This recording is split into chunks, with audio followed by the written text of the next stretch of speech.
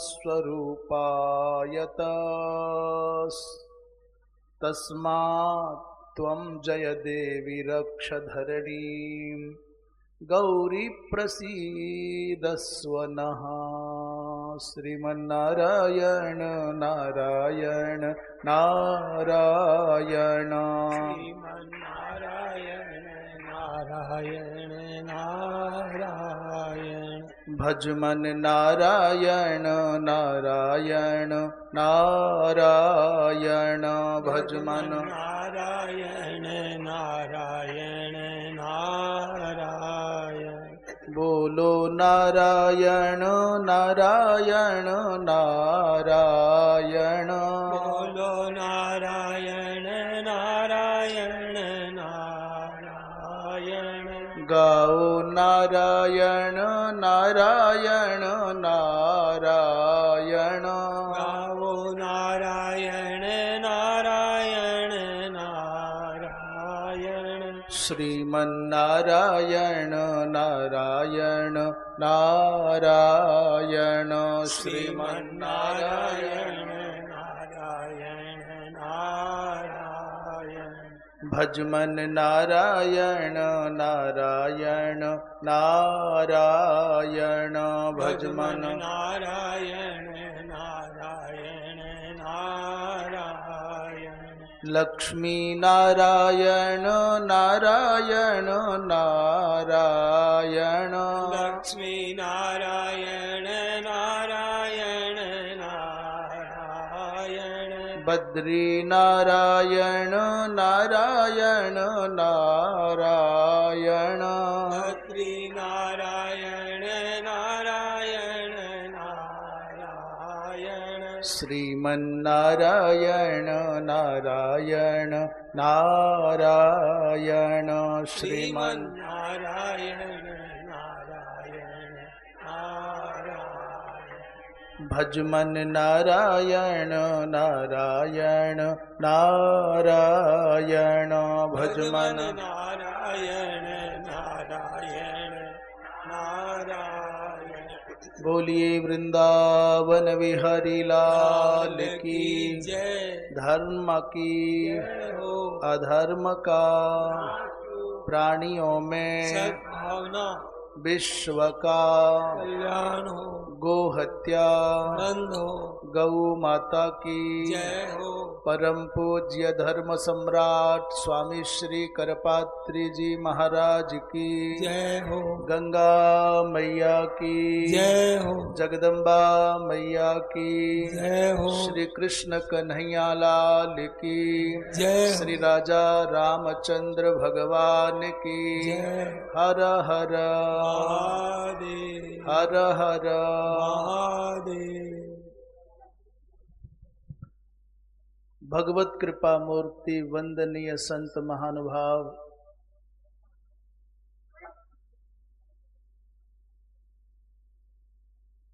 दूर दूर से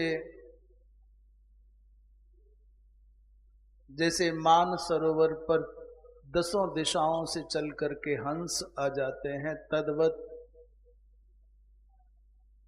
निरक्षीर विवेचन करने की क्षमता वाले हंसों की भांति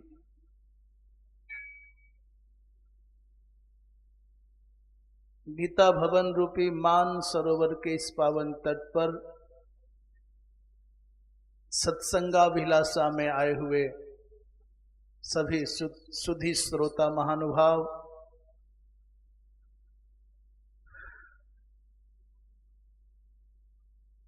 श्रद्धा भक्ति स्वरूपा ममतामयी मातृशक्ति,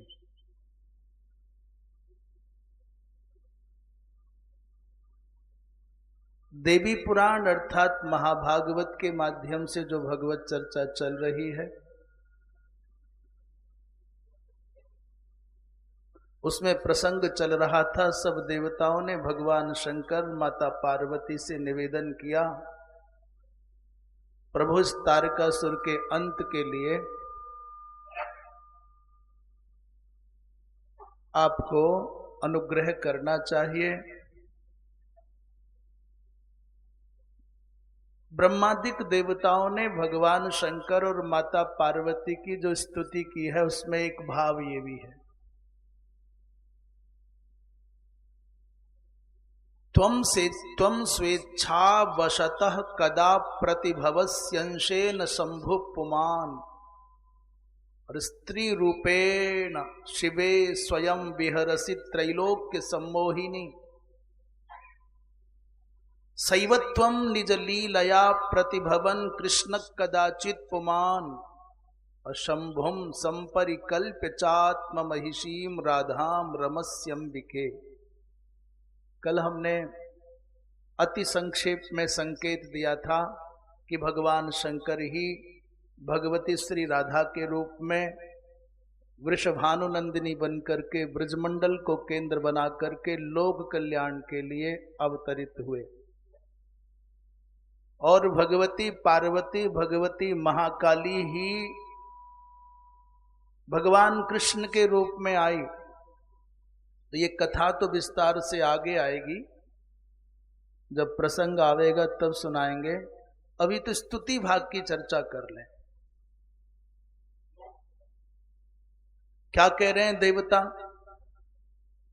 हे भगवती, हे शिवे, त्वं स्वेच्छा वसत कदा प्रतिभवसि अंशेन शंभु पुमान।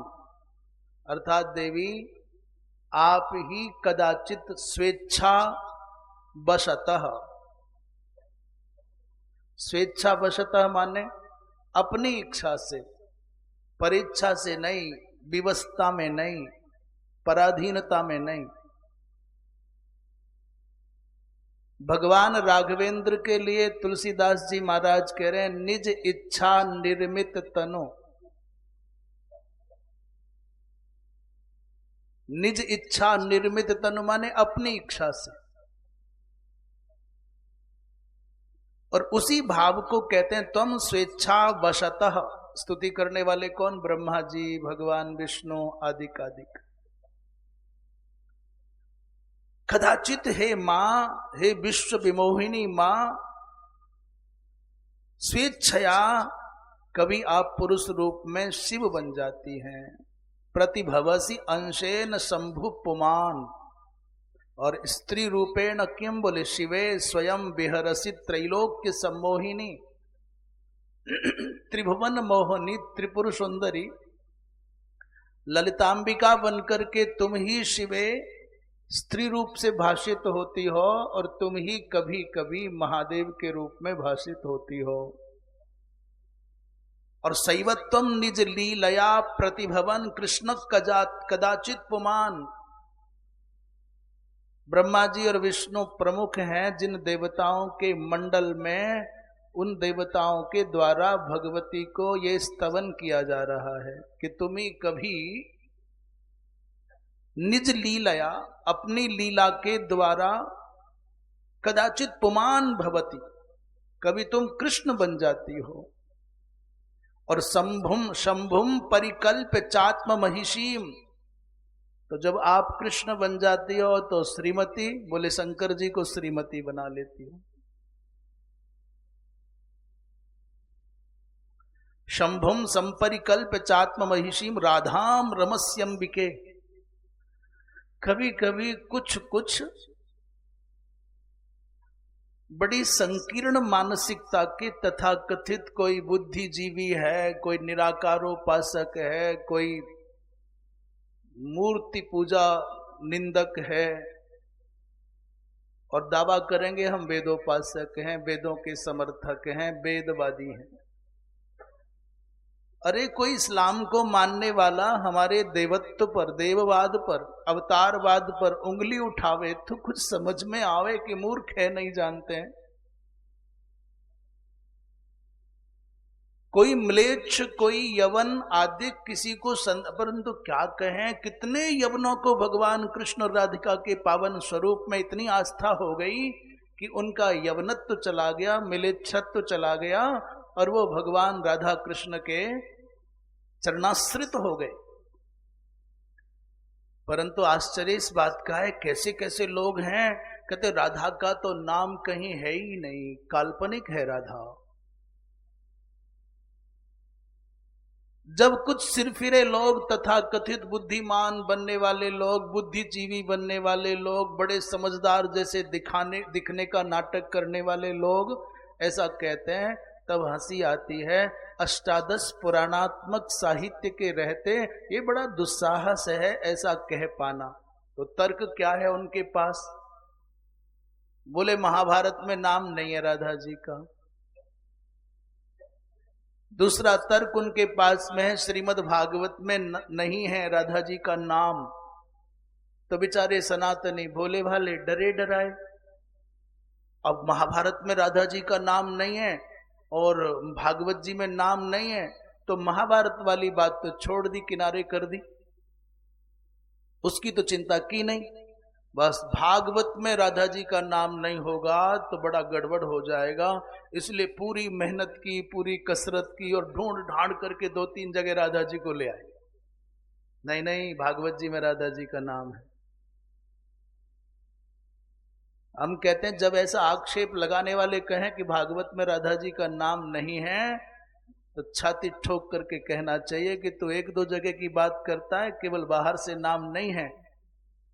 इस भागवत के 18,000 श्लोकों के एक एक श्लोक में नहीं, एक एक पाद में नहीं, एक एक पद में नहीं, इसके एक एक अक्षर की प्राण सत्ता में श्री राधा तत्व है। अब पूछोगे साहब बताओ प्रमाण क्या है? जितने लोग ये जिद करते हैं कि नहीं नहीं हमको तो राधा नाम स्पष्ट चाहिए, उनसे पूछो तुम्हारे शरीर में आत्मा है कि नहीं? कहते है। बोले दिखा दे बेटा पहले। जैसे शरीर दिखता है, शरीर के अंदर की आत्मा नहीं दिखाई देती, वो किसी किसी को दिखाई देगी जिसके नेत्रों पर ज्ञान का दिव्य प्रकाश होगा, जिसके हृदय में भक्ति का पावन भास होगा, उसी को आत्म तत्व का अनुभव होगा। नहीं दिखा सकते आप। जैसे दिखने के लिए शरीर है परंतु आत्म तत्व दिखता नहीं है, ठीक वैसे ही श्लोकात्मक रूप में, बाह्य रूप में भगवान कृष्ण का बांग में विग्रह भागवत है, और उन्हीं भगवान कृष्ण की आत्मा तो राधिका तस्य, उन्हीं कृष्ण की आत्मा श्री राधा है। अब बताओ कैसे देख पाओगे राधा को आप? इसलिए बिल्कुल भी चिंता नहीं करनी चाहिए। जो ये कहें कि भागवत में राधा नाम नहीं है, तो आवश्यकता क्या है नाम की? नाम शरीर का होता है, आत्मा का नाम नहीं होता। और भागवत का शरीर है श्री कृष्ण। तेनेयम बांगमयी मूर्ति प्रत्यक्षा वर्तते हरे है। ये भगवान कृष्ण की बांगमयी मूर्ति है, और भगवान कृष्ण की आत्मा होने के कारण इस श्लोकात्मक श्री कृष्ण विग्रह का जो चिति तत्व है वो श्री राधा है। तो सुतराम सिद्ध हो गया कि भागवत में राधा है। पर वो महाभारत का नाम लेंगे, भागवत का नाम लेंगे। मैं पूछता हूं कि इसके अलावा तुम्हारी दृष्टि में कोई और पुराण नहीं आया? ब्रह्म वैवर्त पुराण आप पढ़ोगे तो राधा तत्व की जैसी विशद व्याख्या वहां है। पद्म पुराण, स्कंद पुराण, जहां जाओगे वहां राधा तत्व पाओगे। और फिर करोड़ों करोड़ों जो एकांतिक भक्ति करने वाले भावुक राधा भक्त हैं, उन भक्तों की भावना का समादर करने के सामने तुम्हारे जैसे कुतर्कियों का कोई औचित्य और अस्तित्व हम नहीं मानते। कहाँ भगवान सूर्य के जैसी पवित्र भक्ति भावना, और कहाँ तुम्हारा जुगनुओं के जैसा टिमटिमाना। क्या औचित्य है दोनों का, क्या साम्य है? तो जो ये कहते हैं कि संस्कृत साहित्य में राधा है ही नहीं, काल्पनिक राधा है, उनको उत्तर दे रहा है हमारा देवी पुराण अर्थात महाभागवत। क्या कह रहे हैं देवता माने भगवान विष्णु और ब्रह्मादिक? बोले कदाचित मां तुम कृष्ण बन जाती हो, कृष्ण कदाचित पुमान भूतवा। और भगवान शंकर को क्या बना लेती हो? बोले शंभुम संपरिकल्प चात्म महिषीम। और भगवान शंकर को तुम आत्म महिषी बना लेती हो, राधा बना लेती हो, और तदा अंबिके रमसी, फिर आप रमण करती हो। तो जो कोई कोई कभी कभी कहते हैं ना कि पहले हम शंकर जी के उपासक थे और राधा जी के उपासक हो गए, हमको बड़ा अच्छा लगता है। इसमें कौन सी आफत आ गई? एक व्यक्ति पहले पिताजी की पूजा करता था और पिताजी का सम्मान सेवा पूजा करते करते अचानक उसके मन में आया कि माताजी की पूजा की जाए, माताजी की सेवा की जाए। अपने भक्त की भावना का आदर करने के लिए भोलेनाथ राधा जी बन करके आ गए। तो पिताजी ने ही श्रृंगार बदल करके माताजी का रूप धारण कर लिया। भगवान शंकर तो ऐसे भी कर्पूर गौरम है, भगवान शंकर तो ऐसे भी करुणावतारम है। तो जो भगवान शंकर का कर्पूर गौरत्व है, जो भगवान शंकर का करुणावतारत्व है, वही तो श्री राधा जी है। भगवान शंकर की करुणा का मूर्त रूप श्री राधा है। भगवान शंकर का जो कर्पूर गौरत्व है, भगवती राधा जी ऐसी। बोले कैसी? बोले जैसे सूर्य की पवित्रतम चमचम चमकती हुई किरणें हो। महाराज भगवती राधा का जो गौर वर्ण है वो इतना दिव्य है, इतना दिव्य है।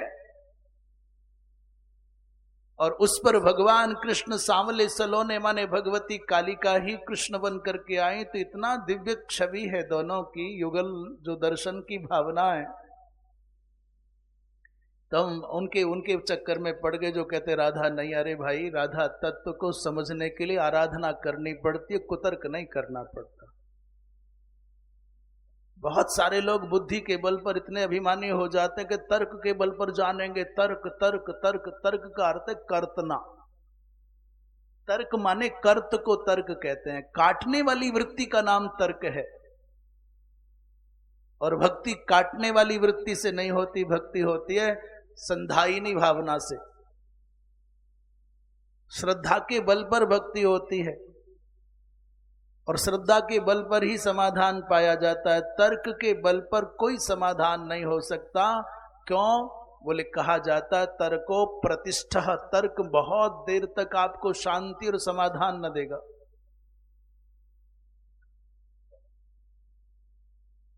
भगवान शंकर महादेव देवर्षि नारद को सुनाते हैं कि जब देवताओं ने स्तुति की, एवं स्तुता भगवती त्रिदशई पर्वतात्मजा, तो उत्तस्थौ संपरित्यज्य संगम लज्जान्विता मुने। उस समय पर भगवती मां पार्वती, मां जगदम्बिका भोलेनाथ के साथ समीप एकांत में थी। ततस्तस्याः स्वसंकल्पेन जातः एक परपुमान् भैरवो भीमसेनश्च महाबल पराक्रमः। यहां हम कल कहते थे कि भैरव जी की उत्पत्ति कैसे हुई, भैरव कौन है। तो ये 30वें अध्याय का अर्थात महाभागवत माने देवी पुराण के 30वें अध्याय का 7वां श्लोक है। ततस्तस्याः स्ववीर्येण, वीर्येण माने स्वसंकल्पेन, जात एक परपुमान, भगवती मां जगदम्बा के अपने ओज से, अपने तेज से, व्यक्तिगत अपने संकल्प से एक दिव्य पुरुष की उत्पत्ति हुई। बड़ा भैरव, बड़ा भीम माने बलवान, महाबल पराक्रमः। और तम जातम पुरुषम प्राह देवी भगवती तदा बसस्व मत पुरद्वारी रक्षद्वारम सदा सुत। भगवती मां पार्वती ने कहा, वत्स तुम मेरे द्वार के रक्षक बन करके सदा विराजमान रहना। इसलिए जब कभी भगवती मां जगदम्बा का मंदिर आप देखते हैं तो भैरव जी उनके यहाँ अवश्य होते हैं। जितने शक्तिपीठ होंगे वहां भैरव अवश्य होंगे। और ये कन्याओं का जो भोजन होता है, कंज जो नवरात्रियों में पूजा जाती हैं देवियां, उनके आप देखते हैं ना, कन्याओं के साथ में लांगुरा जरूर चाहिए। कन्या लांगुरा वो भैरव जी का ही प्रतीक है। अर्थात भैरव जी की समुत्पत्ति भगवती मां जगदम्बा के संकल्प से हुई।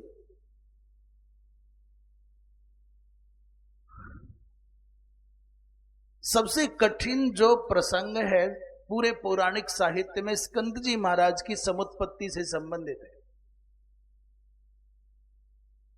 उन स्कंद भगवान की समुत्पत्ति में गंगा मां का सहयोग है, कृत्तिकाओं का सहयोग है, अग्नि का सहयोग है, वायु का सहयोग है। अनेक अग्नि वायु संग से कृत्तिकाओं के द्वारा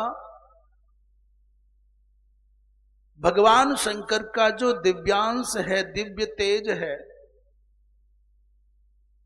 उसने स्कंद के रूप में, कार्तिक के रूप में जन्म लिया है। बोलिए स्कंद जी महाराज की।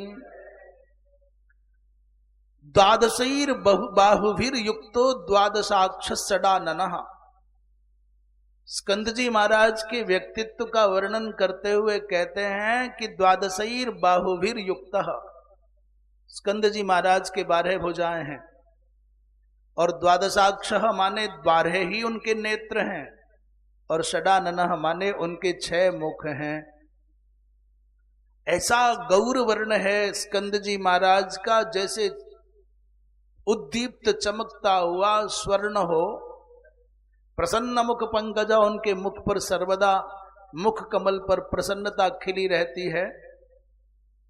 स्कंद जी महाराज की उत्पत्ति आश्विन्याम पौर्णमास्याम तु एवं शिव कुमारकः।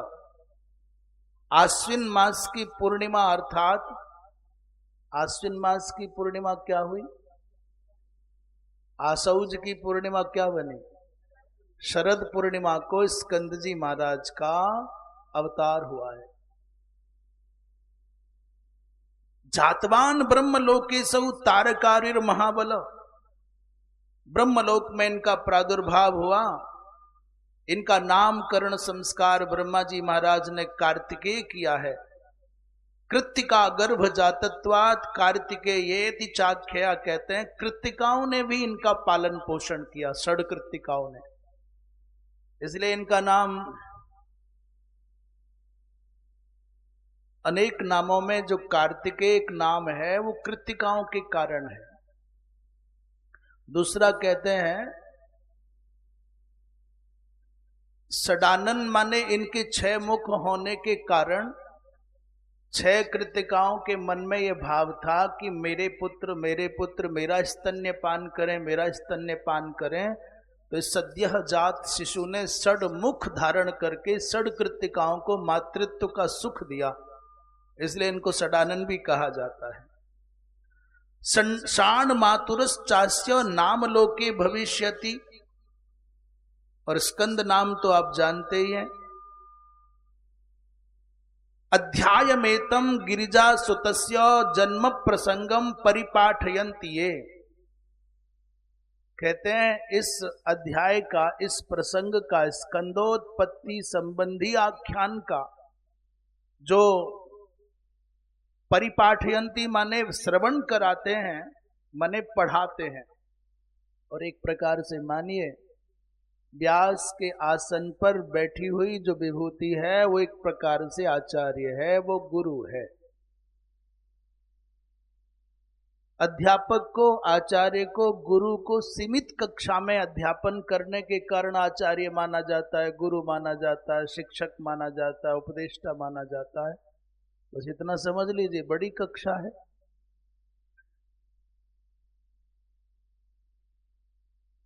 तो परिपाठयन्ति माने जो पढ़ाते हैं, पढ़ाने माने सुनाते हैं, और पठन्ति जो पढ़ते हैं, और शृण्वन्ति जो सुनते हैं भक्ति पूर्वक। तेषाम न विद्येत भयम ही किल विषात्। जो श्रद्धा पूर्वक इस पवित्र आख्यान को सुनते, सुनाते, पढ़ते, पढ़ाते हैं, उनको जीवन में कभी किल विषयों से भय नहीं होना चाहिए, भय नहीं हो सकता।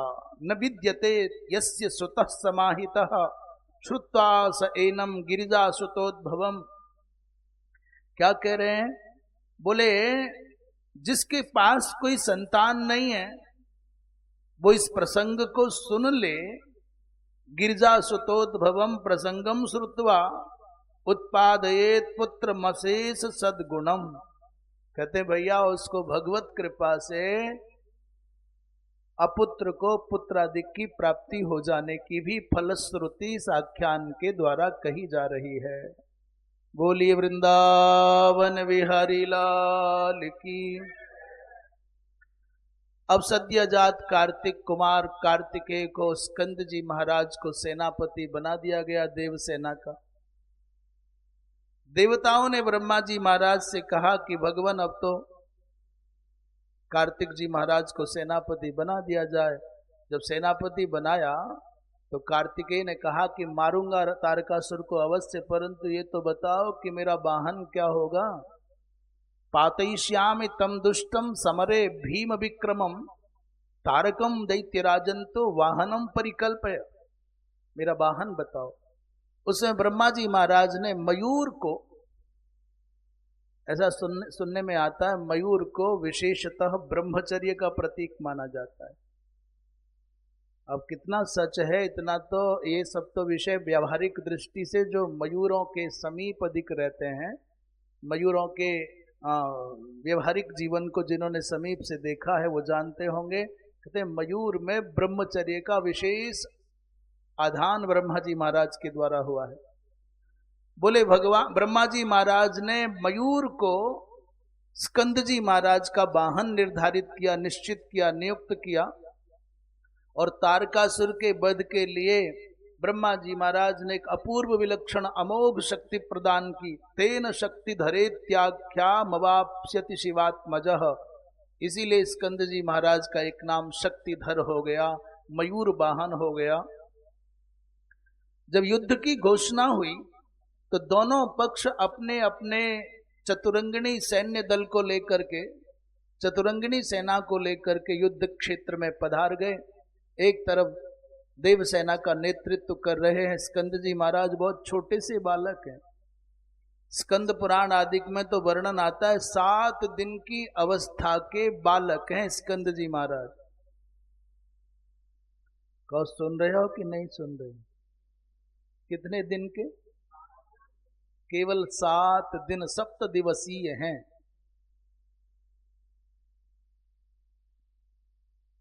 अब इन बातों को तर्क की कसौटी पर रखोगे तो फेल हो जाओगे, परेशान हो जाओगे। और यही जो तार्किक व्यक्ति होता है, बुद्धिजीवी होता है, वो कहता रहे नहीं कोई संभव ही को नहीं, तो हो ही को नहीं सके, बोले गप है। भगवती जनकनंदिनी जानकी माता सीता की विवाह की जो उम्र है, अवस्था है, पता है कितने साल है? माने आश्चर्य की बात है। और तर्क की कसौटी पर कभी कभी तो कहते नहीं हम बहुत कुछ हैं, हम बहुत जाने माने हैं, बहुत जानकार हैं, बुद्धिमान हैं, विद्वान हैं, महान हैं, वो भी बरगला, वो भी बेचारे भटक जाते हैं। आप भी यदि बुद्धि लगाओगे तो परेशान हो जाओगे। शास्त्रीय विषय में अर्थात दैवीय चरित्र के श्रवण में, दर्शन में और ऋषियों के चरित्र के श्रवण में अपनी बुद्धि नहीं लगानी चाहिए, श्रद्धा का प्रयोग करना चाहिए। और बुद्धि का हर जगह एक ही शस्त्र नहीं लगा लेना चाहिए। अरे भाई, जहां तलवार की आवश्यकता है वहां तलवार का प्रयोग करो, जहां सुई की आवश्यकता है वहां सुई का प्रयोग करो, जहां काम आवे सुई कहा करे तलवार। पर हर जगह बुद्धि का प्रयोग, हर जगह कुतर्क का प्रयोग तो नहीं चलेगा। जिन लोगों को ये लगता है, संदेह होता है 6 वर्ष की बच्ची कहीं विवाह के योग्य हो सकती है, तो वो क्या मनुष्य की दृष्टि से सोच रहे हैं, अपनी मानवीय बुद्धि को वहां पर प्रयोग कर रहे हैं। और उनसे पूछ लो क्या 6 वर्ष की बच्ची उस धनुष को उठा सकती है जिस धनुष को रावण नहीं उठा पा रहा है? अब बताओ।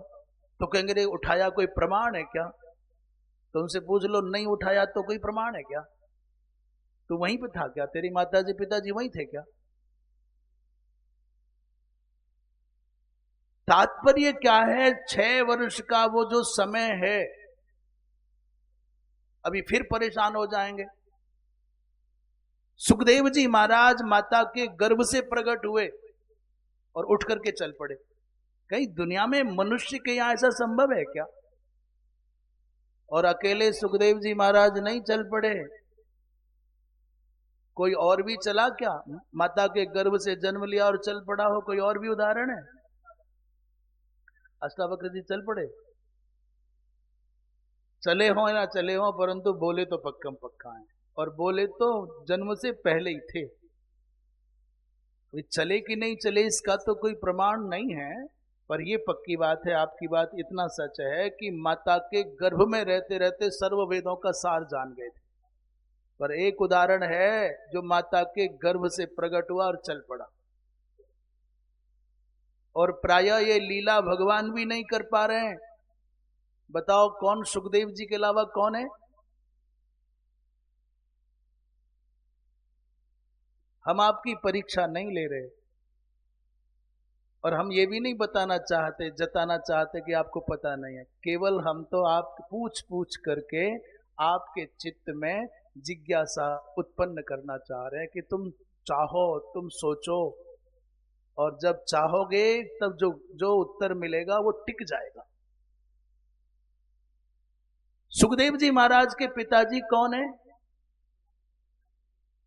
तो डरे डरे क्यों बोल रहे? जोर से बोलो,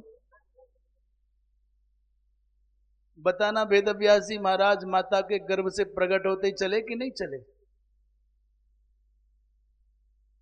और चले सुखदेव जी महाराज जैसे वन की ओर जा रहे हैं, ऐसे ही मैया से अनुमति लेकर के व्यास जी महाराज यमुना के द्वीप से निकल करके, द्वीप एव अयनम यस्य द्वीपायनम, ऐसा है ना,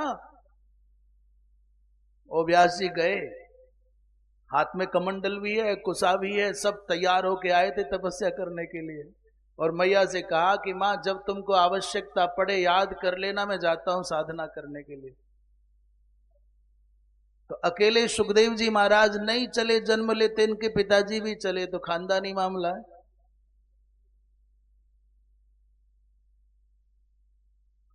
और जैसे व्यास जी महाराज सुखदेव जी के पीछे पीछे जा रहे हैं, वैसे ही सत्यवती माता ने रो रो करके कहा, पुत्र तुम्हारा मुख देख करके जीवन को मैं धारण कर पाऊंगी, तुम चले गए तो मेरा क्या होगा?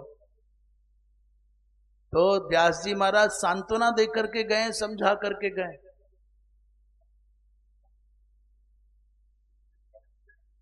यदि कोई मनुष्य बुद्धि से विचार करेगा तो कैसे संभव है कि माता के गर्भ से बालक जन्म ले और चल पड़े?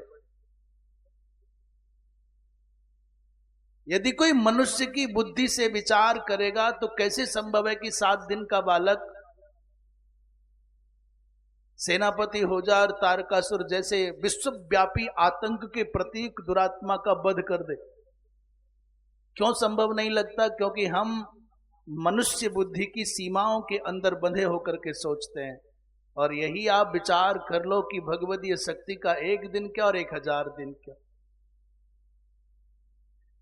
आप तर्क के चक्कर में फंसोगे तो समस्याएं में पड़ जाओगे। मछली कैसे भगवान हो सकती है, सूकर कैसे भगवान हो सकते हैं, और कछुआ कैसे भगवान हो सकते हैं, नृसिंह कैसे भगवान हो सकते हैं, हनुमान जी कैसे भगवान हो सकते हैं, और हयग्रीव कैसे भगवान हो सकते हैं। आपके मन में शंकाओं का अंबार लग जाएगा। और एक समाधान हमारे पास है, भगवान की भगवत्ता पर रंच मात्र भी कोई असर पड़ना नहीं। चाहे नाम बदले, चाहे आकार बदले, चाहे रूप बदले, और चाहे स्थान बदले, पर भगवान की उद्धारकता शक्ति, धर्म की रक्षण करने की जो उनकी प्रवृत्ति है, शक्ति है, उसमें कोई न्यूनता नहीं आनी।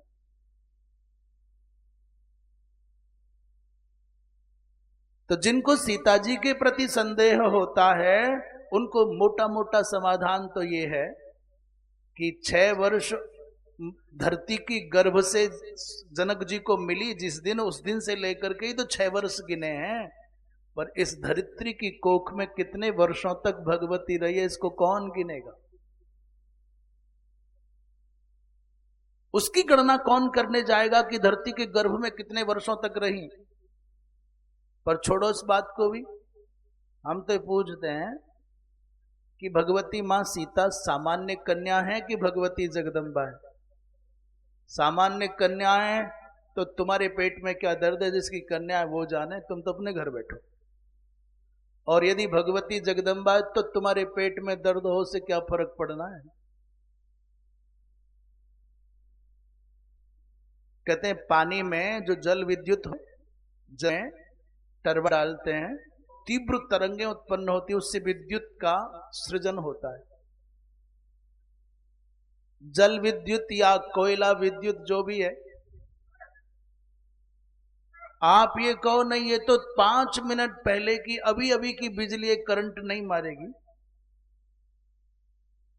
आप ये कहने लग जाओ नहीं अभी अभी अभी इसका जन्म हुआ है विद्युत का, तो बड़ी होगी तब जाके सब काम करेगी। भाई भगवदीय सत्ता चाहे 1 दिन की हो और चाहे 1000 वर्ष की, उसे क्या फर्क पड़ना है। भगवान कृष्ण जन्म लेते ही अलौकिक कृत्य करते हैं। हम कहना चाहते हैं कि 7 दिवसीय अवस्था पर मत जाना, भगवान की लोकोत्तर सामर्थ्य की संकल्पना से विश्वास कर लेना चाहिए, संशय नहीं करना चाहिए। वृंदावन बिहारी लाल की।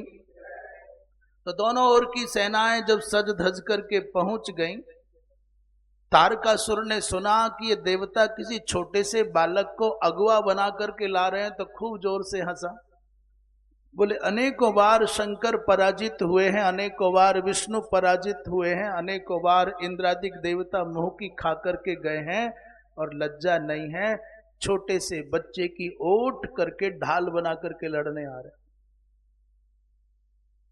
पर किसी ने कहा कि वो देखने में ही छोटा बालक है। आप ऐसा समझिए जैसे अंधकार को नष्ट करने के लिए बाल प्रभाकर हो, सूर्य हो, ठीक वैसे ही स्कंद है।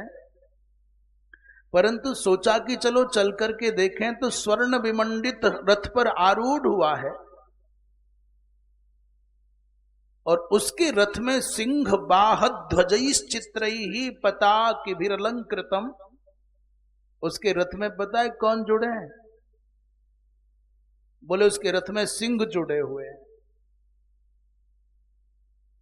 महाराज जब वो चलने लगा तो उसके चलने से ऐसा कहते हैं कि सिंह उसके ध्वज पर अंकित था ऐसा मानो, अथवा सिंह ही रथ में जुड़े थे ऐसा मानो।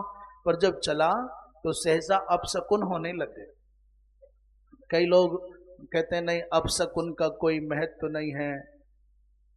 अपशकुन को मानो या न मानो, एक ये प्राकृतिक सूचना मात्र है, संकेत मात्र है। समझो या मत समझो, स्वीकार करो या मत करो। इष्ट और अनिष्ट के संकेतक कुछ ना कुछ घटित होते हैं और वो आपके साफल्य और वैफल्य के द्योतक होते हैं, अनुकूलता और प्रतिकूलता के द्योतक होते हैं। जैसे चलने लगे तो पेतुरुल्काष्ट निर्विद्य सूर्यम रथ समीपतः, उसके रथ के पास में उल्कापात हुए। रात में कहते हैं कोई उल्कापात देख लें तो अपशकुन माना जाता है। उसके तो रथ के समीप आकर के गिरा और अचानक उसके रथ में जो घोड़े लगे थे उनके आंखों से अश्रुओं की धारा बह चली। अप्रसन्न हृदयश्चासन योद्धार सर्व एव ही। और अचानक न जाने कैसे मनोवृत्ति में परिवर्तन आया, लोगों के मन में ऐसा औदासीन्य आ गया, दैन्य आ गया, ऐसा विषाद छा गया कि योद्धाओं की जो बड़े बड़े युद्धों को जीतने का गौरव रखते थे, उन सूरवीरों के मुख कमल की कांति मलिन हो गई। भयानक रवम कुर्वन् पतंति घोर पक्षिणः। ऐसे ऐसे मांस भोजी पक्षी जिनका स्वर अमांगलिक है, वो आते हैं और अचानक इस तारकासुर के रथ के आसपास धरती पर आकर के गिर जाते हैं।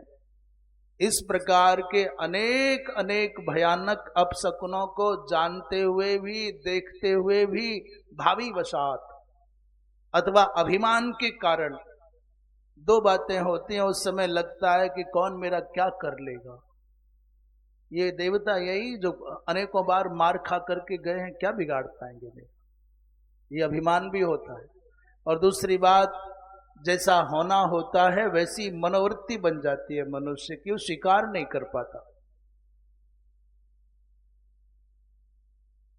जैसे युद्ध में देखा कि भगवान शंकर के पुत्र खड़े हैं, उनको देख करके जीतने की आकांक्षा से युद्ध में आगे बढ़ गया। युद्ध जेतु कामो, कहते हैं माता स्वयं भगवती गिरिराज कन्या या सर्वदैत्य बरनाश करी रणेशु और तातश्च यस्य गिरिशो जगदंतकारी कस्तम विजय तुम्हें शक्ति युतो मुने स्यात्।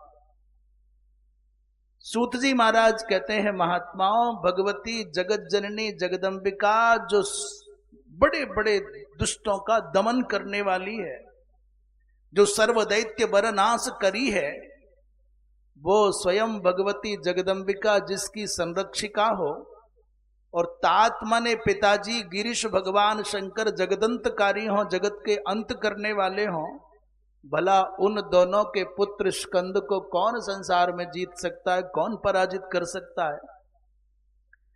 इसके बाद बड़ा भारी युद्ध शुरू हुआ, आरंभ हुआ। तो ब्रह्मा जी महाराज अपने विमान पर बैठ करके महर्षियों के सहित अंतरिक्ष में इस युद्ध का अवलोकन करने आ गए। अच्छा, युद्ध कहीं हो और युद्ध कभी हो, चाहे सतयुग में युद्ध हुए हो, चाहे त्रेता में हुए हो, चाहे द्वापर में हुए हो, चाहे कलयुग में और चाहे अब हो रहे हो, कहीं भी लड़ाई होने लग जाए तो उसमें बहुत महत्वपूर्ण घटना मान करके, अपनी सारी व्यस्तताओं को भुला करके, कितना भी आवश्यक कार्य से जा रहा हो तो भी एक झलक तो देख ले क्या हो रहा है। अच्छा, ये दर्शकों की भीड़ मिल जाएगी हमेशा। देखने वालों की कभी कमी नहीं थी, न पहले न अब। बस सावधानी इतनी बरतनी है कि तमाशा देखने वालों कहीं स्वयं तमाशा बन न जाना तुम। बस तमाशा देख रहे हो तो तमाशा ही देखो, तमाशा बन मत जाना। देखने वाले सदा थे, पहले भी थे और आज भी हैं। ब्रह्मा सर्वैर महर्षि भी अपूर्वम रथमारुह्य गगने समुपागमत। अब देख रहे हैं एक ओर से देवराज इंद्र वज्र लेकर के देवताओं की सेना के सहित आ गए हैं और दैत्यों की सेना पर टूट पड़े हैं। जघान समरे दैत्यान। उधर वरुण जी महाराज क्रुद्ध होकर के आ गए हैं, इधर स्कंद जी महाराज लगे हैं। अब युद्ध का मतलब समझ लीजिए, कुछ ना कुछ तो प्रहार प्रति प्रहार होगा ही।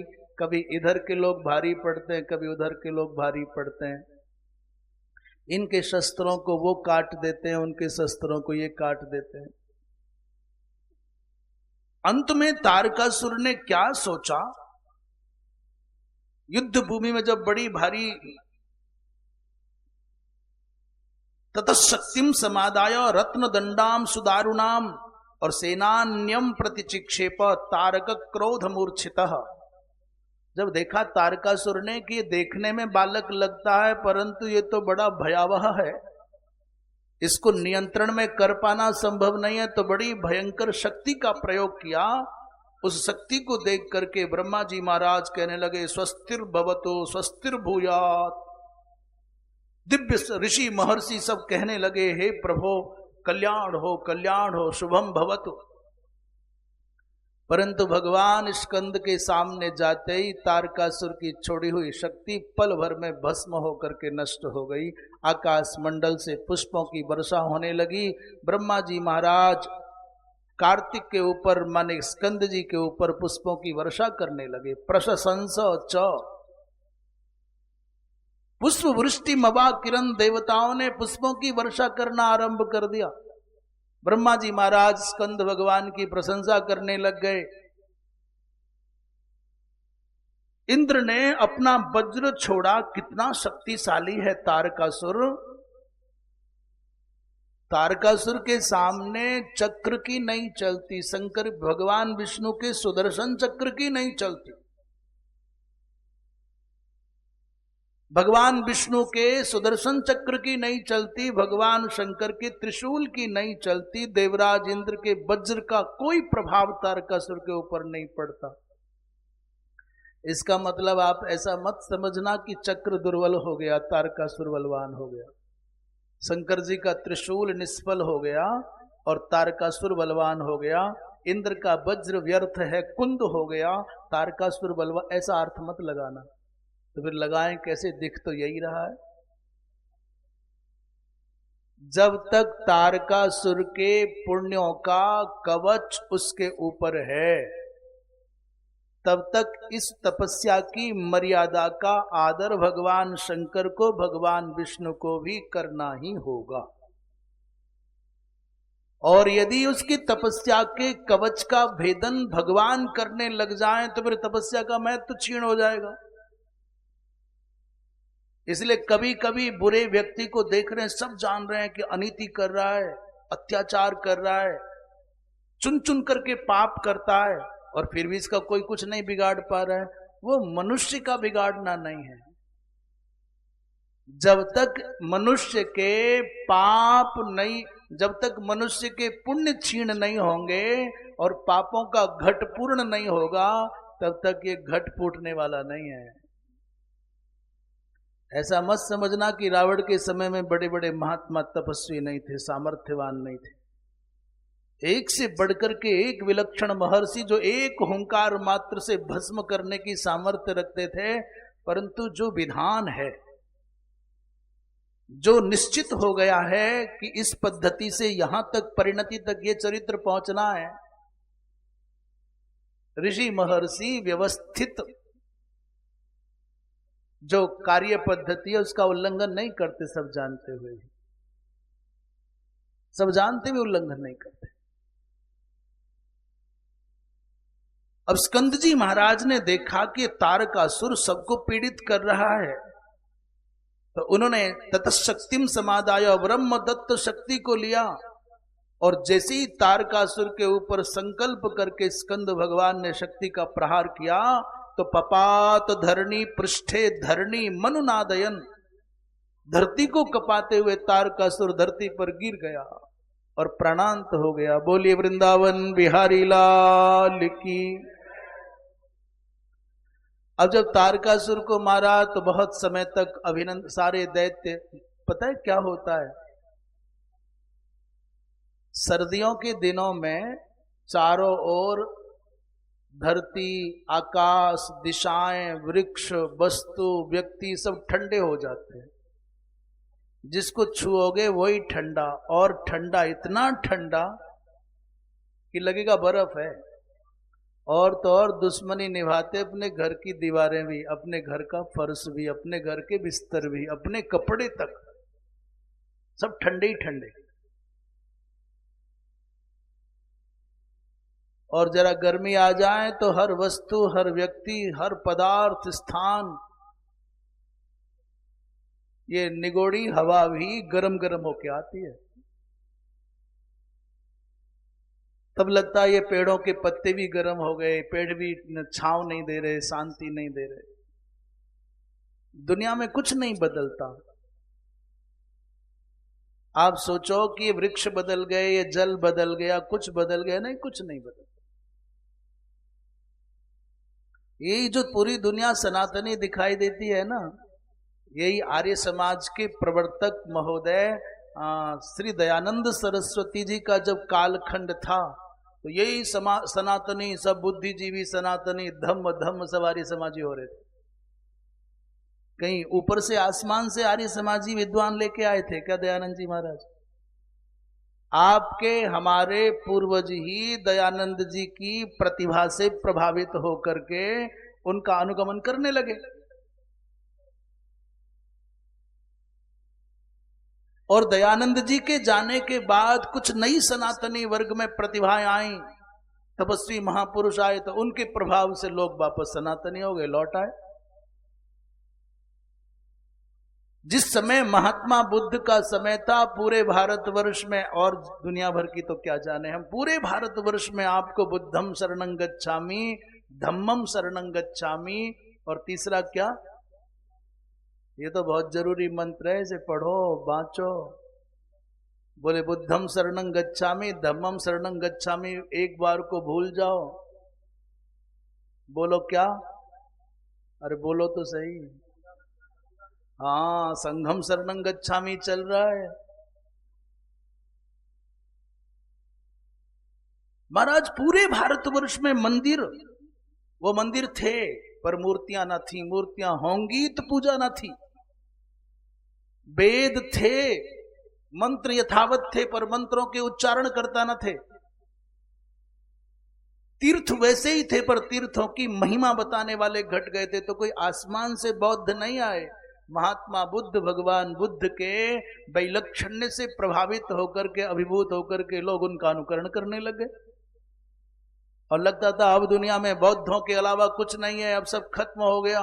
अचानक भगवान सूर्य की भांति भगवान शंकराचार्य आए और पूरी धरती फिर सनातनी हो गई। और यदि मोटा मोटा इन उदाहरणों से ना समझना चाहो, सर्दी गर्मी का उदाहरण समझ में नहीं आया हो, कोई कहता थोड़ी है कि जर्सी निकाल लो, कंबल निकाल लो। नई लाने वाले लोग नई लाते हैं और पुराने संभाल करके रखे वो निकाल लिए जाते हैं। और इतना मतलबी स्वार्थी मनुष्य है, जैसे ही होली आती है तो फिर लौट करके कंबल की ओर, रजाई की ओर, जर्सी की ओर साल भर नहीं देखता। शरीर से उतार उतार करके धर देता है, फेंक देता है। तो संसार तो रंग बदलता है। भगवान शंकराचार्य है तो आपको यदि सर्दी गर्मी का उदाहरण दृष्टांत के रूप में प्रॉपर नहीं लगता, आपको यदि बौद्धों का और भगवान शंकराचार्य का प्रकरण समझ में नहीं आता, आपको आर्य समाज और सनातनी धारा का उदाहरण समझ में नहीं आता, तो मोटा उदाहरण बताऊं, स्वतंत्रता के बाद में 20 वर्षों तक कांग्रेस कांग्रेस कांग्रेस कांग्रेस था और आज चारों ओर भाजपाई भाजपा भाजपा। यही जो कांग्रेसी थे वही भाजपाई हो गए। और जब तक कोई उत्तम विकल्प नहीं मिलेगा तब तक यही चलेगा।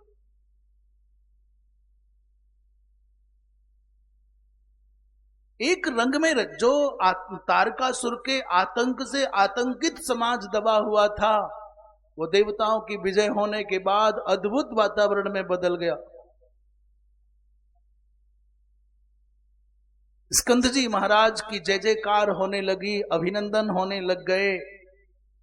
ब्रह्मा जी विमान पर बिठा करके और कार्तिकेय जी को लेकर भगवान शंकर माता पार्वती के पास में आए और ब्रह्मा जी महाराज ने स्कंद से कहा कि ये तुम्हारी मैया हैं, ये तुम्हारे तात मने पिताजी हैं।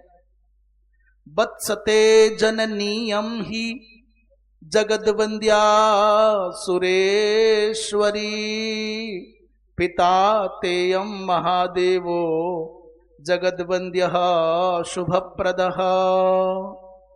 ये जगद्वंद्य भगवान शंकर तुम्हारे पिता हैं और ये जगद्वंद्या सुरेश्वरी भगवती जगदम्बा तुम्हारी माता हैं। इन दोनों के तुम पुत्र हो, इसलिए बेटा इनको प्रणाम करो। स्कंद जी महाराज ने ब्रह्मा जी की अनुज्ञा पाकर के अपने माता पिता के चरणों में सर रख दिया। भगवान शंकर तो इतने प्रसन्न हो गए, उन्होंने तुरंत डुगडुगी बजाई, अपना डमरू बजाया और जैसे ही भगवान शंकर का डमरू बजा तो लाखों करोड़ों की संख्या में उनके मुख्य मुख्य गण आ गए। पूछा आज्ञा करो महादेव। बोले रे आज पहली बार हमारा पुत्र हमारे घर आया है, महोत्सव करो।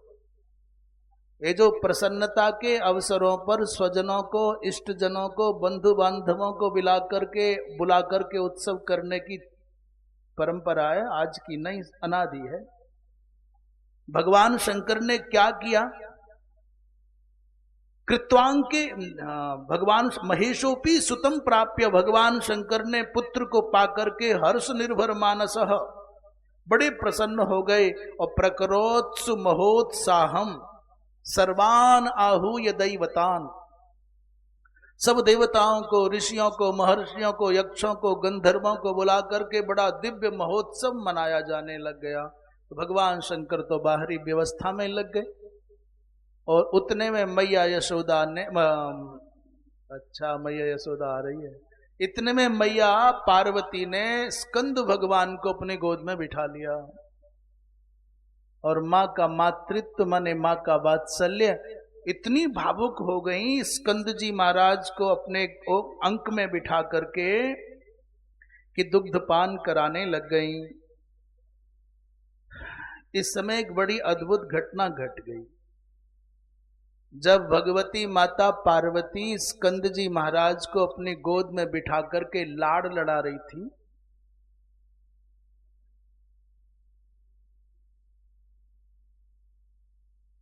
एक राजा हुए हैं। इस प्रकरण को थोड़ा याद रखना। मैया पार्वती अपने लाला को गोद में लिटाए और स्तन्यपान करा रही है, स्नेह कर रही है। थोड़ी देर कर लेने दो, मातृ सुख में बाधा क्यों पहुंचाए।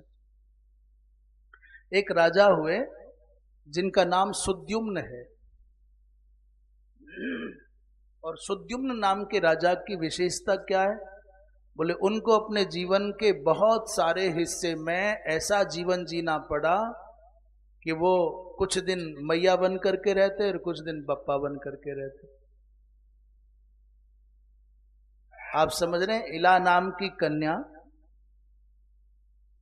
वो यज्ञ में व्यतिक्रम होने से पुत्र प्राप्त करने के लिए पुत्रेष्टि यज्ञ हो रहा था, कन्या हो गई, इला नाम हो गया, वो सुद्युम्न हो गया, और फिर शंकर जी के उस शापित क्षेत्र में जाने से फिर स्त्री बन गए।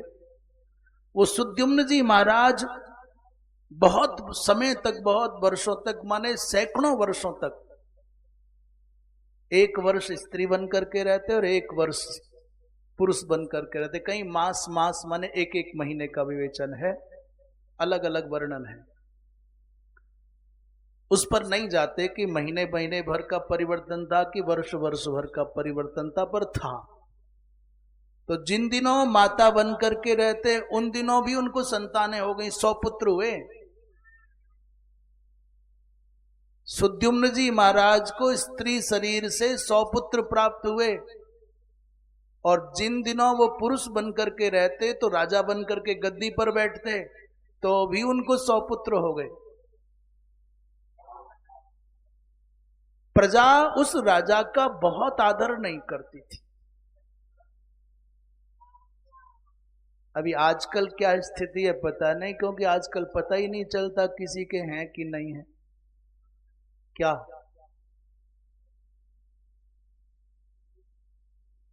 क्या बताना, क्या कह दिया? आजकल झमेला ही नहीं है। पुराने समय में जिसके टाइम पर ये नहीं आती थी तो वो थोड़ा सा लजाता था, थोड़ा संकोच में रहता था। लोग उसको कहते थे रे ये जो पुराने लोग हैं इन्होंने देखा होगा उस समय पर। आजकल तो शुरू होते ही उन्हें उठने रहने ही नहीं देते, तो झंझट ही खत्म हो गया। जिसके हैं और नहीं है उसका फर्क ही नहीं पड़ता। उस व्यक्ति को बहुत आदर से नहीं देखते थे समाज के लोग, और खासकर कोई माताओं के नृत्य करने के क्षेत्र में प्रवेश करना चाहे तो ब्रजवासी तो कहे जनानिया जनानिया, करे मारवाड़ी लुगाया ने देखे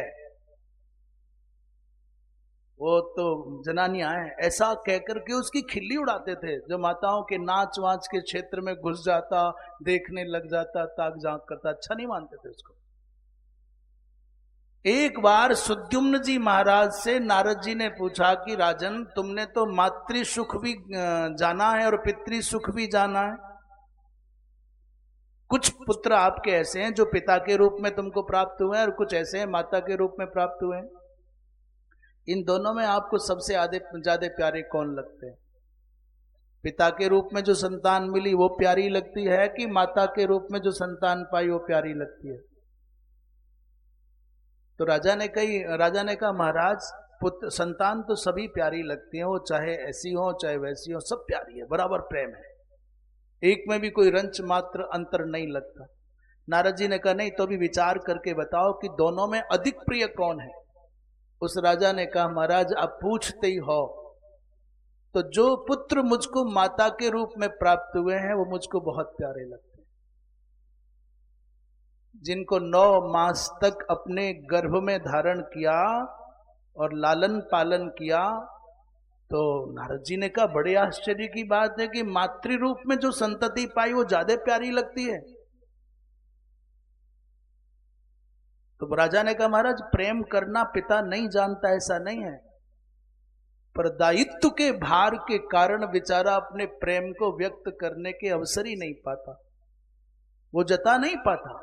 अनुशासन, दायित्व, कर्तव्य, जिम्मेदारियां, ये भजन वो भजन, इस चक्कर में अपने अंदर की प्रीति को वो व्यक्ति नहीं कर पाता।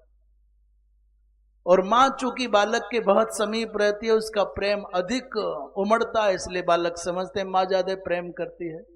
तो नारद जी ने और कुरेद करके पूछा कि सच बताओ क्या अच्छा लगता है। ये बात कहां से चली थी? मैया देव्या अंकम समारोह्य, माता के अंक में जब स्कंद जी महाराज बड़े आनंदित भाव से बैठे लेटे हुए और मैया उनको स्नेह कर रही थी, वहां से कथा चली। तो राजा ने कहा कि भगवान, देवर्षि नारद से कहा महात्मन, जब एक मां अपनी संतति को अपने अंक में लिटा करके दुग्ध पान कराती है और उस समय स्नेह पूर्वक जब अपने बालक का मुख कमल देखती है, उसके माथे का चुंबन करती है, तो उसको ब्रह्मानंद की प्राप्ति के जैसा सुख प्राप्त होता है। इसलिए सबसे बड़ा सुख माता के लिए अपने बच्चे को दुग्ध पान कराने का है। ये गंभीर बात है, इसलिए ध्यान से सुनो और ध्यान से ही सुना रहे हैं। क्या गंभीरता है यहां? बोले मैया पार्वती स्कंद भगवान को दूध पिला रही, और स्कंद भी बड़े मगन और मैया भी बड़ी मगन, पर इस दृश्य को कोई बड़ी गौर से देख रहा है। आप दुनिया को केवल 2 आंखों से देखते हो। कितनी आंखों से? कितना देखोगे? पर आपको दुनिया हजारों आंखों से देख रही है, इसलिए सावधान रहो। भगवान नारायण, भगवान विष्णु उसी समय आए। तत्रागतस्तु भगवान विष्णुर नारायणो व्ययः। अब यह भगवान नारायण आए और इस दृश्य को उन्होंने अपने नेत्रों के द्वारा देखा और मन में एक इच्छा जग गई। भगवान विष्णु ने दृश्य देखा और मन में भाव जग रहा है, कदाचित मैं छोटा सा बालक बनूं और ये मां पार्वती मेरी मां बने और मैं इनकी गोद में लेट करके ऐसे ही दूध पीने का अवसर पाऊं तो कितना आनंद आए। देखिए मन कितने खेल खेलता है, मन कैसी दुनिया रच लेता है। बोलिए वृंदावन बिहारी लाल की। तो मोता जी ठीक है ना? सावधान, होशियार, खबरदार, जागते रहो। बोलिए वृंदावन बिहारी लाल की।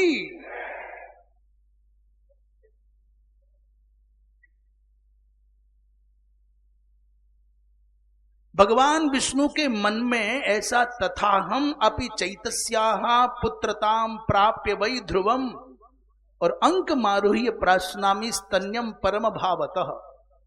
भगवान विष्णु ने ये बात भगवती से अभी नहीं कही, पर अपने मन में ये भाव कर लिया कि इनका पुत्र बनो, इनके अंक में लेटूं और दुग्ध पान करूं। अंकम आरोह्य प्राश्नामी स्तन्यम परम भावतः, ऐसा चिंतन करके परम पुरुष भगवान नारायण क्या करने लगे? बोले भगवती मां जगदम्बिका के चरणों में मन से प्रणाम करके ध्यान करने लगे और चल पड़े। माता को प्रणाम करके चल दिए, पर भगवती माता जगदम्बिका उनकी अभिलाषा को जान गई। अभिलाषा को जानते ही भगवती ने तस्मई ददौ वरम विष्णु मत पुत्रस्त्वम भविष्यसि, और वरदान दे दिया, जाओ नारायण तुम मेरे पुत्र बनोगे।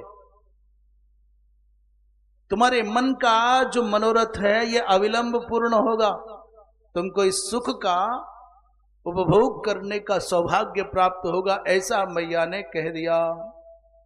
महाराज इतने में तो सब देवता जो आए थे प्रणाम कर करके चले गए सब। सूत जी महाराज कहते हैं इससे आगे की कथा सुनो कि कैसे विष्णु भगवान भगवती जगदम्बिका के पुत्र बन करके आए, कैसे बने पुत्र। जो भाव से और श्रद्धा पूर्वक नहीं सुनते उनके चित्त में बहुत संदेह उत्पन्न हो जाते हैं। एक पुराण दो पुराण सुनने से संदेह नहीं निवृत्त होते, जब तक 18 पुराणों का सार नहीं सुनोगे तब तक समाधान हाथ नहीं आएंगे। एक पुराण कुछ और कह जाता है, दूसरा कुछ और कह जाता है, आप अटक जाते हो।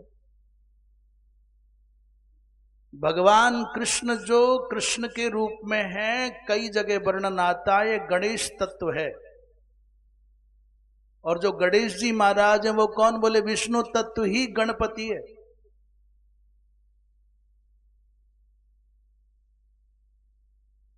इदानीम शृणु विष्णु स यथा जातो गणेश्वर। कैसे भगवान विष्णु गणेश्वर बने, भवानी तनय बने, ये कथा अब तुमको सुनाने जा रहे हैं।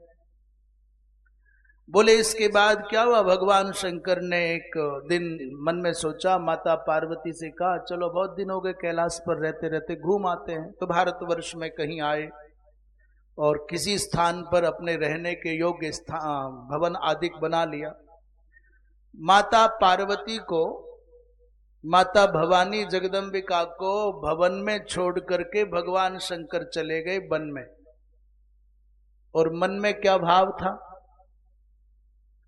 आहर्तुम वन्य पुष्पाणि प्रययौ प्रमथैहि सह। अपने गणों के साथ वन में गए, पुष्प आदि चुन करके लाएंगे और माता पार्वती को सजाएंगे, ऐसा मन में कोई भाव रहा हो। भगवान शंकर को वन में गए हुए बहुत विलंब हो गया, समय अधिक लग गया। तो जब काल विलंब देखा तो उतने समय में माता पार्वती को मन में आया कि जब तक महादेव आवे तब तक हम स्नान कर लें। और स्नान करने का मतलब, माताओं के स्नान करने का मतलब अब अपने हिसाब से समझ लो। उपटन लगाना है, हरिद्रा आदि का प्रयोग किया। हरिद्रा लेप मानीय, शरीर पर हरिद्रा आदि का, बेसन आदि का, जो भी उपटन की पद्धति से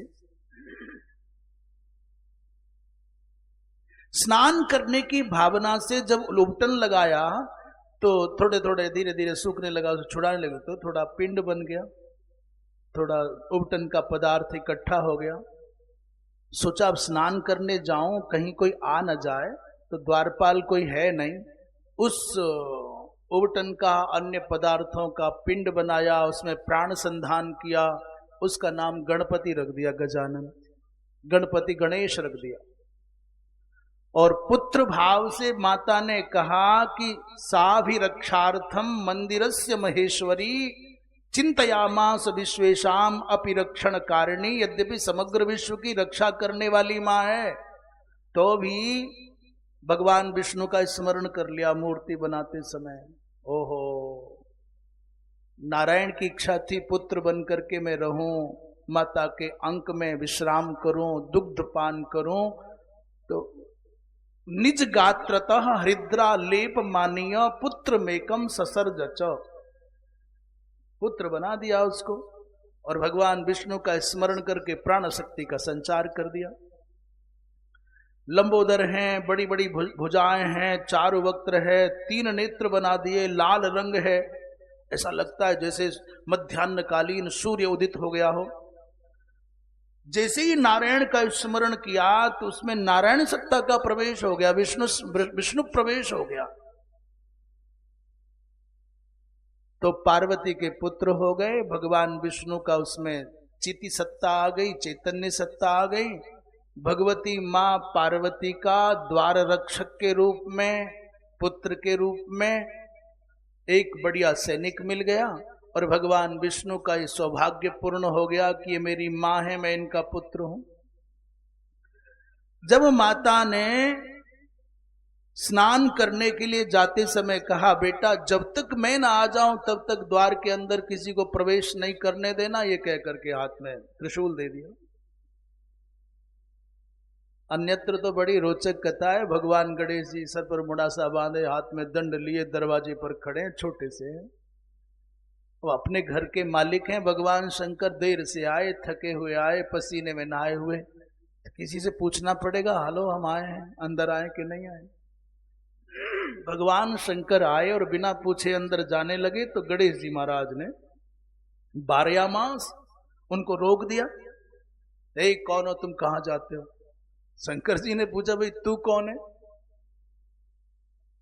और दोनों तक इसी बात पर कि तू कौन। और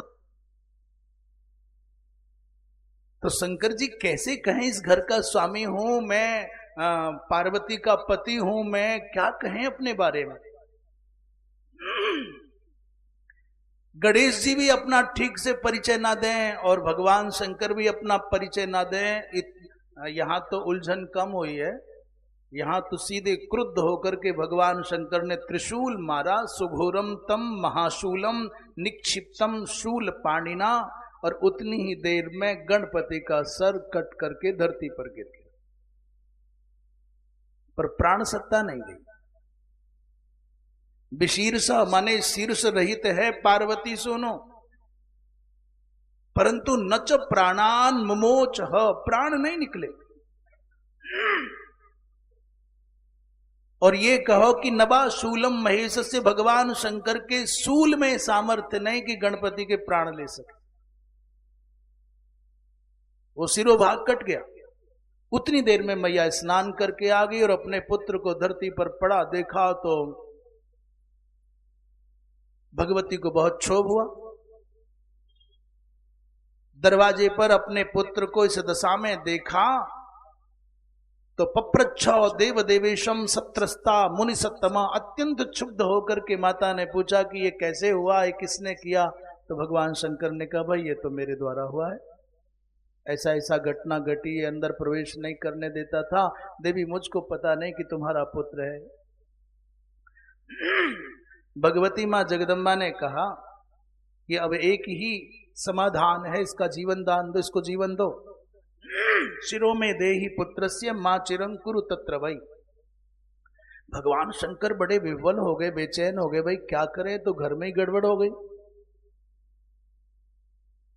कोई और उपाय समझे नहीं। भगवान शंकर गए और जंगल में जाते जाते अरण्य में उनको एक हाथी का बच्चा लेटा हुआ मिला, जिसने अपने पैर दक्षिण दिशा की ओर कर रखे थे। उदक सिरह, उत्तर की ओर सिर है और दक्षिण की ओर पांव है। ये बात भी सुनने के योग्य है और काम की है।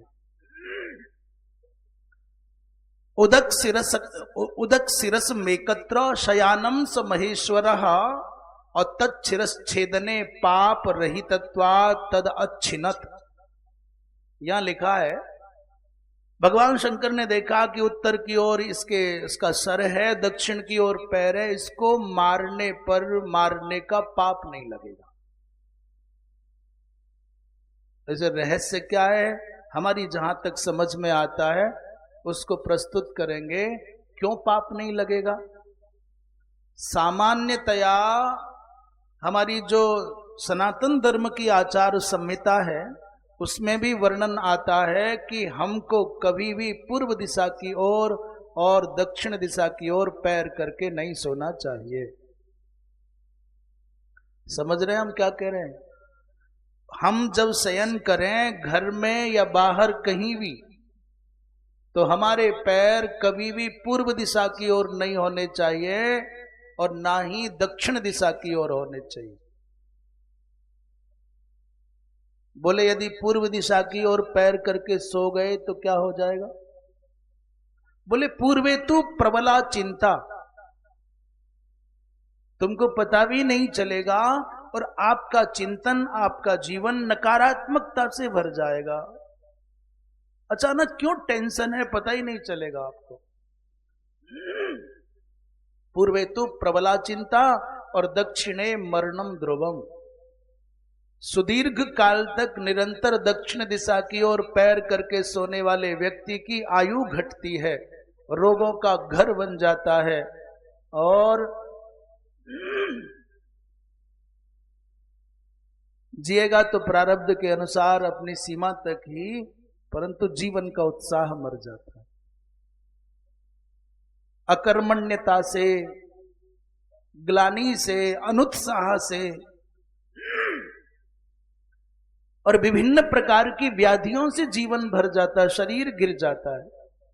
इसलिए जो माताएं ये समझती हैं कि हमारे बालक अकारण क्यों आलसी पड़े रहते हैं, क्यों अकर्मण्य होकर के पड़े रहते हैं, क्यों बुद्धिहीन हैं, बुद्धू जैसे हैं, उन माताओं को चाहिए कि अपने बच्चों के शयन की इस सामान्य व्यवस्था को उनके अभ्यास में स्थायी रूप से उनकी आदत में लाएं कि कभी भी कहीं भी वो उत्तर की ओर सिर करके ना सोवें, कभी भी वो पश्चिम की ओर सर करके ना सोवें। अब हमने बात बदल दी, ध्यान आया कि नहीं आया? पहले हम कह रहे थे ऐसा करना चाहिए, माने पहले हम पैरों की चर्चा कर रहे थे, क्या कह रहे थे हमको पता ही नहीं है। हमारे दक्षिण की ओर पैर नहीं होने चाहिए, हमारे पूर्व की ओर पैर न, पहले ऐसा कह रहे थे। अब क्या कह रहे हैं? हमारा सर हमेशा, और अब के सर की बात कर रहे हैं, उत्तर में हमारा सर नहीं होना चाहिए और पश्चिम में हमारा सर नहीं होना चाहिए, सर की बात कर रहे हैं। अर्थात जब हमारा सिर दक्षिण की ओर होगा तो निश्चित है कि हमारे पैर उत्तर की ओर होंगे।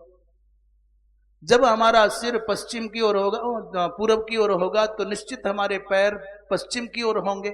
ये तात्पर्य में स्पष्ट करना चाहते थे। ये बात मिली कहां से? बोले भगवान शंकर ने उदक शिरस मेकत्र शयानम स महेश्वर, उस गजराज को देखा और उसका सर काट दिया, और आकर के भगवान गणपति के सर पर योजित किया तो झटीती वो चैतन्य हो गए और उनका नाम गजानन हो गया। बोलिए गजानन भगवान की। भगवान शंकर ने अब गजानन से क्षमा मांगी है, नारायण रूप मान करके।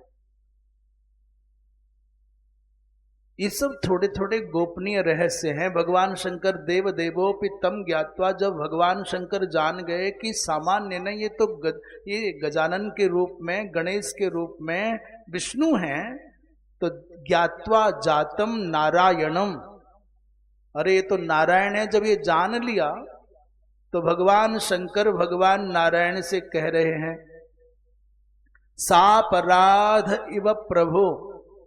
क्या कह रहे हैं? बोले अज्ञात्वा ते शिरश्छिन्नम शूलेना नयन्मया तेनाहम सापराधोस्मि सत्यम सत्यम जनार्दन। भगवान शंकर ने गणपति से नारायण मान करके निवेदन किया, भगवान अनजाने में चूक हो गई, मुझे क्षमा करो। मैंने जो अपने त्रिशूल से तुम्हारा सर काटा, तेना हम सापराधोस्मि, मैं अपराधी हूं। अच्छा चलो बदला कर लेंगे, आज मुझसे कुछ असावधानी हो गई है, इस अपराध का दंड मुझे मिलेगा। भगवान विष्णु दृश्य को देख रहे हैं दर्शक बनकर के, क्या मिलेगा महाराज? भगवान शंकर कहते हैं जब द्वापर के अंत में तुम यदुवंश में वसुदेव के पुत्र बनकर के, कृष्ण बनकर के आओगे, उस समय बाणासुर की पुत्री के कारण, उषा के कारण आपका और बाणासुर का बड़ा भयंकर युद्ध होगा, और मैं अपनी प्रतिज्ञा के अनुसार बाणासुर का पक्ष लेकर के लड़ने आऊंगा।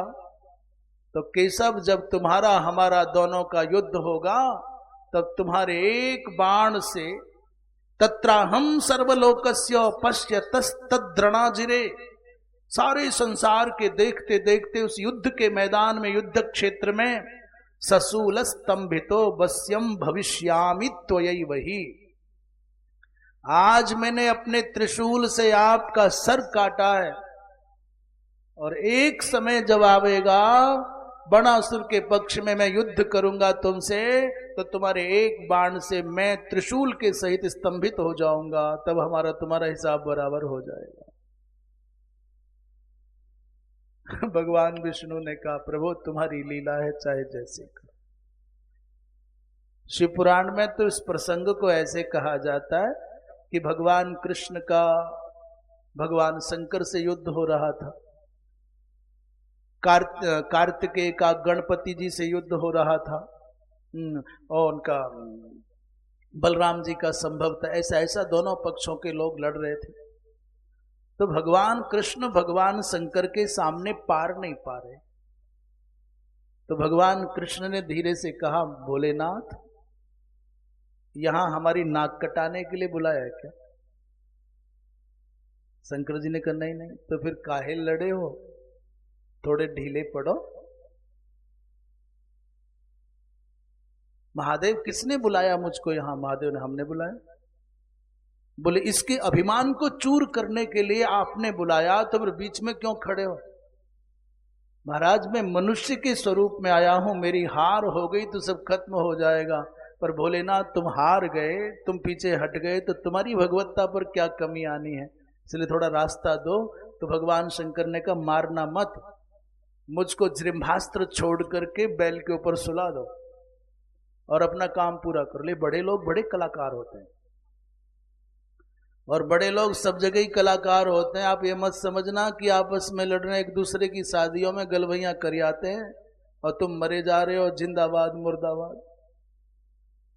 वास्तव में लोकतंत्र में जनता तो झंडावाद झंडावाद है। झंडावाद माने केवल झंड होने के लिए जनता बनी है। इतना लड़ते हैं, इतना लड़ते हैं कि तो कोई एक को गाली देकर के राजी है और कोई एक के गीत गा करके राजी है। और कई बार तो रेल में देखो तो खोपड़ी फोड़ने को तैयार हो जाते हैं। एक कहता वो बुरा, एक कहता वो अच्छा है। देखो भाई, लोकतंत्र का एक दिन का एक कुछ पल का पर्व आता है जिसमें तुम्हारी एक भूमिका होती है अपना मत देने की। तो चुपचाप जहां तुम्हारा विवेक तुमको जागृत करे मत दे आओ, पर अपनी मति दे करके मत आओ।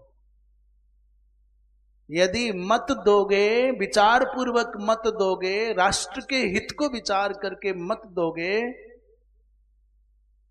तो तुमने अपनी भूमिका निभा दी। पर मति दोगे तो पागल हो जाओगे। ये कोई किसी के सगे नहीं है। एक दूसरे के सब उत्सवों में महोत्सवों में जाते हैं, नीचे वाले लोग हाहा करके लड़े मरे जाते हैं। तुम भी उतनी भूमिका निभाओ। कोई किसी पार्टी से प्रभावित हो, कोई किसी पार्टी से प्रभावित हो, सब चलने दो ना। आप मति मत लगाओ वहां, मत मात्र केवल मत दे दीजिए। वृंदावन बिहारी लाल की। तो भगवान शंकर ने कहा कि उस समय हमारा तुम्हारा बदला हो जाएगा। कहते हैं इस आख्यान को, भगवती देवी के चरित्र को, गणपति के इस पावन अवतरण प्रसंग को जो सुनता है, तस्य प्रसन्ना सर्वाणी ब्रह्माद्यैरपि दुर्लभा, उस पर भगवती मां जगदम्बा प्रसन्न हो जाती है। और उसके कई कदाचित संसार में कोई शत्रु हों, वो निष्प्रभावी हो जाते हैं। उसके कोई अभीष्ट मनोरथ हो, वो परिपूर्ण हो जाते हैं। इसमें संशय नहीं करना चाहिए। दो बातें हैं, मनोभीष्टम परिपूर्णम न संशयः, एक बात, और नश्यन्ति रिपवस्तस्य, उनके शत्रु निष्प्रभावी हो जाते हैं। नश्यन्ति माने नष्ट हो जाना अर्थ लगाओ, अथवा तुम्हारे सामने आने पर उनकी कोई एक चलती नहीं है मानो। वृंदावन बिहारी लाल की। अच्छा बताओ, जगह हो ना तो जयकारा धीमे से लगाओ, कहीं जोर से जयकारा लगाया तो लोगों की नजर लग जाएगी और फिर कहोगे जी नजर लग गई, कुछ और उपाय बताया जाए। बोलिए वृंदावन बिहारी लाल की, राजा रामचंद्र भगवान की। हर हर पर ऐसा है ना, बहुत गंभीरता से डूब करके सुनते हैं। एक बहुत अद्भुत रोचक प्रसंग है। माने ये जो महाभागवत है, देवी पुराण, बहुत अद्भुत है।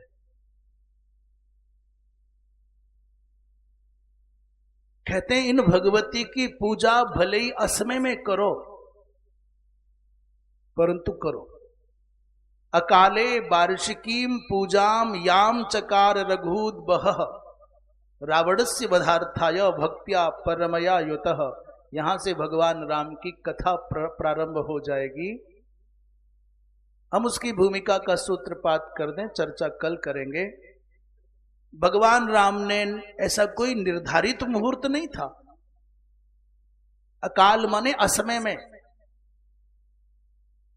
और आपको आश्चर्य होगा कि भगवान राम ने जो भगवती मां जगदम्बा की उपासना की वो 15 दिन की।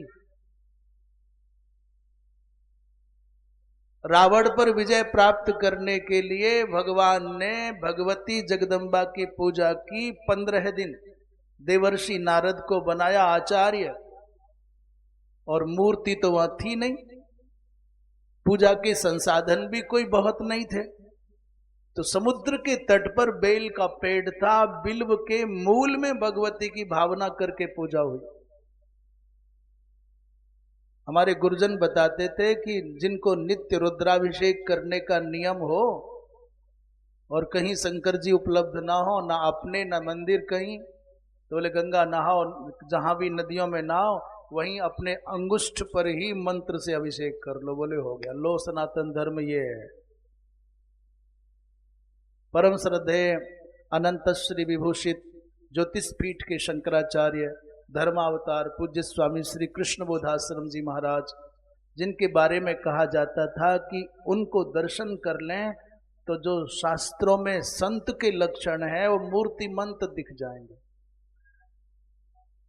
संतत्व तो उनमें मूर्तिमान रूप में दिखाई देता था। उनसे पूछा किसी ने कि सनातन धर्म को सबसे सरल ढंग से कैसे समझा और समझाया जा सकता है। तो यद्यपि बहुत बड़े बड़े विद्वान बैठे थे, परंतु वो हंसी का बहुत अच्छा वातावरण था। बड़े बड़े विद्वानों के बीच में पूज्य जगत गुरु जी महाराज ने कहा, अरे भाई, सनातन धर्म तो इतना सरल है, इतना सरल है, इतना सरल है कि कुछ करने की आवश्यकता ही नहीं। क्या? बोले तुम्हारे पास में ठाकुर जी हों, लड्डू गोपाल हों, राम जी हों, कृष्ण हों, सालग्राम हों, नर्मदेश्वर हों, अपने अधिकार की सीमा में कौन कौन कैसे कैसे पूजा कर सकते हैं। बोले उनको स्नान कराओ और जल को पी जाओ, और भोग के लिए फल हो, जो तुम्हारे पास साधन हो वो भोग लगाओ और खा जाओ।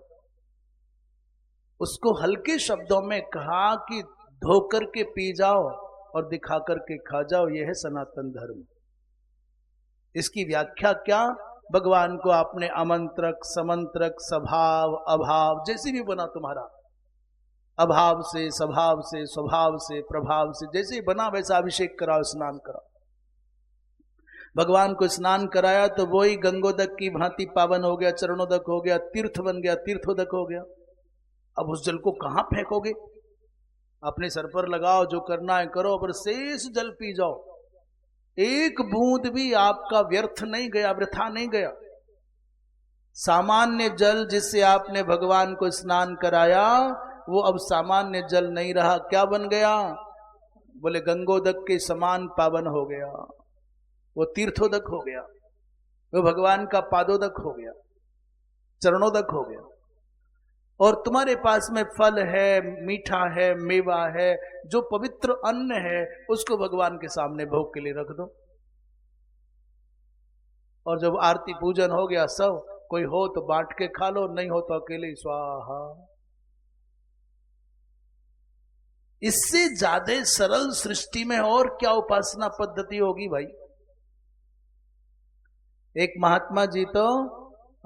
महात्मा जी बेचारे कुछ साधन नहीं रखते थे, तो जटाएं थी बड़ी बड़ी, भगवान को स्नान कराते जल वल से, और नहला धुला करके तुलसी पत्र मिल जाता, चढ़ा देते और उतनी जटाओं में धर लेते।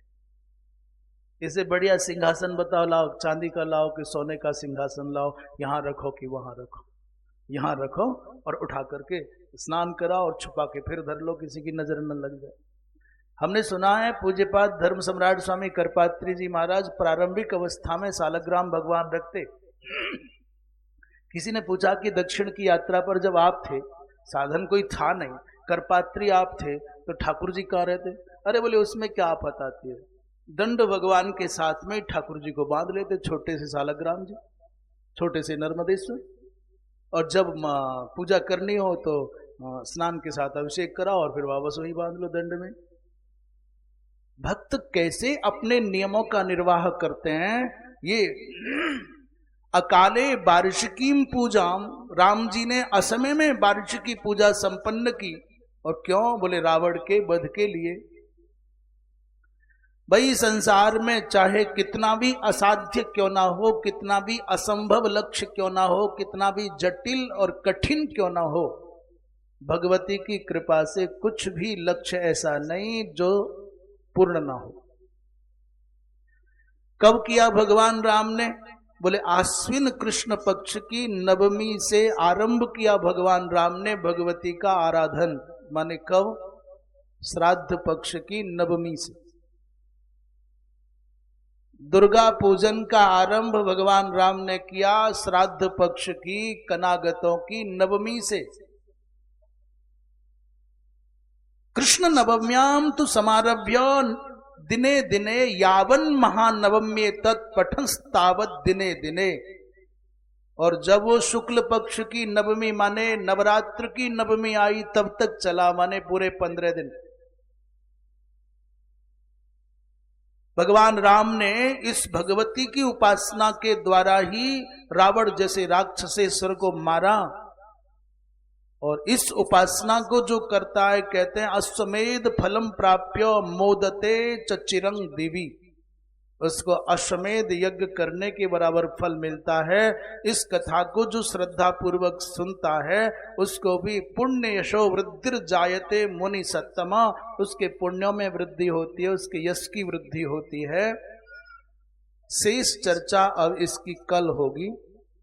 भगवान राम का उपाख्यान कई अध्यायों में चलेगा। बड़े बड़े रोचक प्रसंग हैं, बड़े बड़े रहस्य हैं, जिनकी चर्चा यथा समय करते चलेंगे। श्रीमन्नारायण नारायण नारायण श्रीमन् नारायण नारायण भजमन नारायण नारायण नारायण भजमन नारायण नारायण नारायण। बोलो नारायण नारायण नारायण। बोलो नारायण नारायण नारायण। गाओ नारायण नारायण नारायण। गाओ नारायण नारायण नारायण। श्रीमन्नारायण नारायण नारायण श्रीमन्नारायण नारायण नारायण। भजमन नारायण नारायण नारायण भजमन नारायण नारायण नारायण। बोलिए वृंदावन बिहारी लाल की जय। श्री राजा रामचंद्र भगवान